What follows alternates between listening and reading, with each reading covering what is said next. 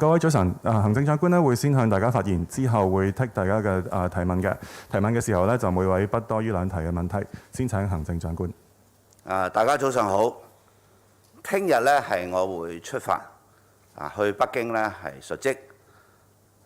述職嘅時間咧係會由21號到24號嘅。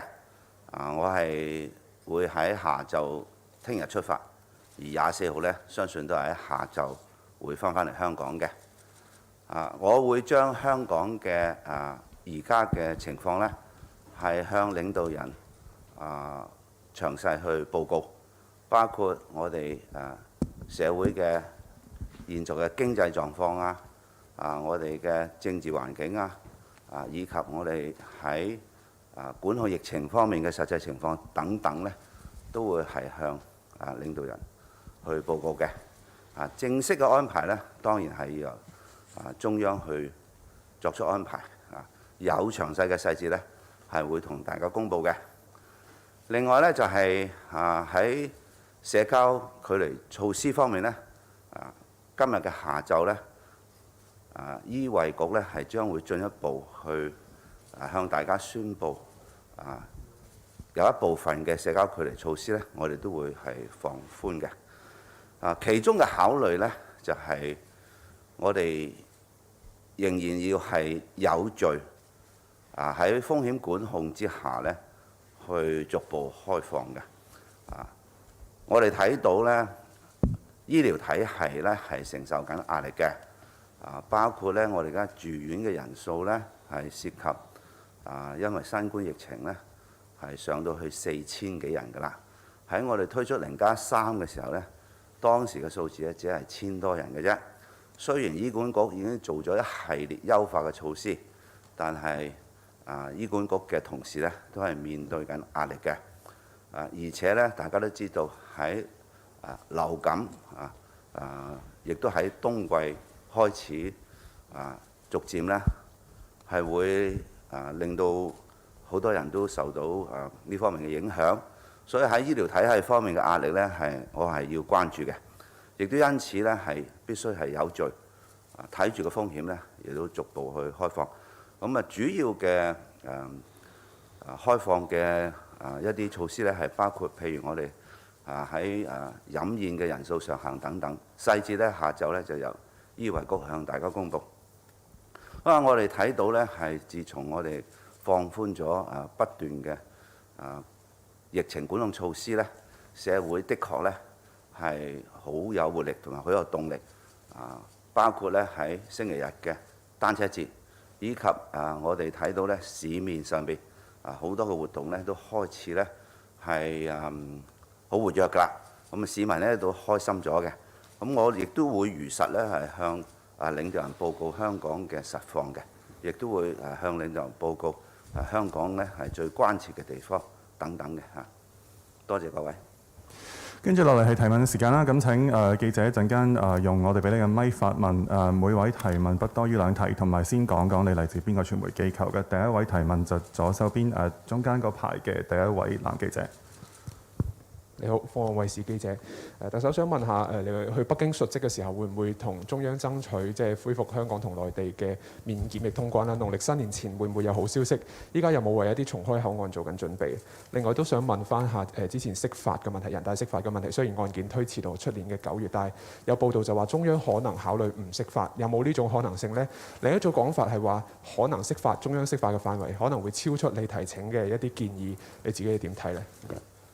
首先，香港嘅市民係關心同內地通關正常往來呢個呢，我相信係一個普遍嘅聲音。呢個我必然呢係會如實呢向領導人反映嘅。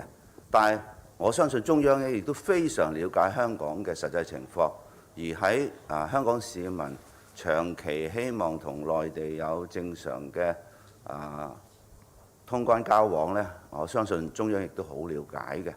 而我都多次強調喺不同嘅場合呢，我都係好主動咧向不同嘅政府嘅領導人啦，包括係廣東省、深圳市政府呢，亦都表明呢，如果任何特區政府可以做而配合到內地嘅疫情管控呢，令到喺管控方面更有效，從而可以有其他嘅新安排呢，特區政府係非常願意配合，而且係會好積極同埋主動去做我哋一啲配合嘅措施嘅。當然係領導人，我相信已經好清晰知道香港喺呢方面嘅聲音㗎啦。咁當然我會係將香港嘅實況向領導人報告。咁呢啲我會係如實去反映香港嘅實況嘅。但係我亦都希望大家係睇啦，而家我哋香港真真正正喺管控疫情嘅措施呢，其實我哋已經係放鬆咗90%幾有多㗎啦嚇，只係少部分呢，我哋仲係保存翻嘅呢，正正係因為我哋係要按住風險實況去確保醫療體系可以負荷，同埋我哋嘅一老一幼呢係受到保障，尤其是呢，我哋睇到咧疫苗接種率係相當低嘅一啲兒童呢方面呢，我哋希望係保障佢哋嘅。咁至於釋法方面呢，已經提請咗俾中央，而我提請嘅時候呢，大家都留意到啦，中央駐港嘅3個駐港嘅不同機構呢，已經係表示咗支持，而港澳辦呢，亦都係發咗新聞稿表示支持嘅。當然事情呢，係一定要按住內地嘅法律法規去進行嘅。咁呢一個呢，就我會係會期待住中央喺呢方面呢，係盡快作出決定從而呢，我哋就變得係會好清晰理解到個結果係點樣嘅。下一位提問，左手邊前排呢位女記者。Good morning, Chief Executive. A few questions from the South China Morning Post. First, what's your expectation of your duty visit to Beijing, and how would you bargain for border reopening with mainland China, and what would be the main directions? Second, what follow-up actions would the government take against Google on the national anthem route? Thank you very much. I have been in good dialogue with the responsible departments in Beijing who take care of Hong Kong affairs, which is the Hong Kong and Macau Affairs Department. Therefore, the Hong Kong situation has well been reported to the central government throughout the period. What I would like to report to the leaders when I will be in Beijing is to reflect the overall situation of Hong Kong in all regards. Then, of course, I will be touching on the situation in Hong Kong in relation to how the pandemic situation is.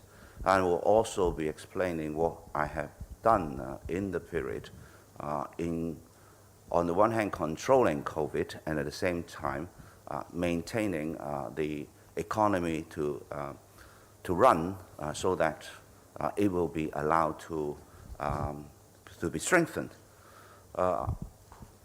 I have been reflecting all these concerns, so I am very sure that the Central People's Government already has a good understanding of the present situation of Hong Kong. But to have an opportunity to report face-to-face and then make direct response to questions that may be raised by the leaders, that will help explain the Hong Kong situation more thoroughly. And my experience with during my communication with leaders is they always listen earnestly and consider my ideas seriously. So I think this is what will happen during my reporting to the leaders of the situation for Hong Kong. Of course, I will be reflecting the concern of Hong Kong people whose voices are already heard, I think, by the Central People's Government. And it is something that I think we are all working hard to see how it can be done, because we all know very well that while we want to do this, we have to consider how we do it in an orderly fashion, maintaining a good control of the risks and the potential problems that may arise when new arrangements are introduced. But there is a very strong common commitment to ensure that things progress in good speed and at the same time with risks and issues under control. As regards Google, I think we have repeatedly made our statements very clear. The incorrect information of the Hong Kong national anthem, which is the national anthem of the PRC, is a serious matter. It is not just a piece of information that is wrongly reflected, such as business information or such as information about day-to-day traffic matters, price matters. It is an important matter because the national anthem represents the country, represents the people, and it also represents the dignity of the people and the country. So it has to be taken seriously by whoever that provides that information to ensure its accuracy. We will, of course, be contacting Google to see how we can rectify the situation. We all know very well that Google has the means to do it. It's a question of whether Google chooses to do it. If he chooses not to do it, then I think he has a lot to explain. His company policy has stated that they will remove content for legal reasons. It is a very clear fact that playing our Hong Kong national anthem, which is PRC's national anthem, with a song which is not, is an offense in Hong Kong because it constitutes insult, which contradicts and contravenes our law on national anthem. So it is an offense for somebody to play a song which is not the Hong Kong national anthem, which is also the national anthem of the PRC, because it constitutes insult. So that content constitutes an offense, so it conforms to the Google policy of removing content for a legal reason. The second thing that I have noticed, Google policy also says that it will not allow content that misrepresent or mislead. Obviously, it misrepresents our Hong Kong national anthem, and it misleads people to think that the song that has been searched as purportedly the Hong Kong national anthem is not the actual Hong Kong national anthem. So it is presenting content that misrepresent and mislead. I think that Google is a responsible company, and we will be in touch with Google. We hope that we can work together a solution to ensure the right content is provided to the public, that they will conform with the company policy to remove content for legal reasons and to remove content that misrepresents and misleads. And I think that an organization as big as Google will take these things seriously. 時間關係，我哋今日最後一條問題，左手邊後排嘅男記者。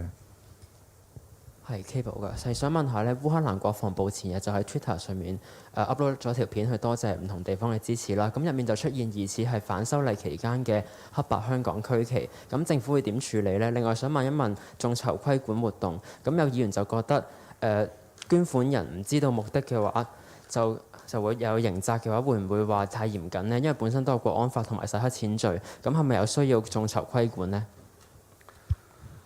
有關區旗不正確呢個呢係涉及外交嘅事務我哋亦都同外交部駐港特派員公署呢係溝通咗呢件事件呢係會從外交途徑去處理嘅，所以如果你有任何嘅查詢呢，可以同外交部駐港特派專員公署去查詢。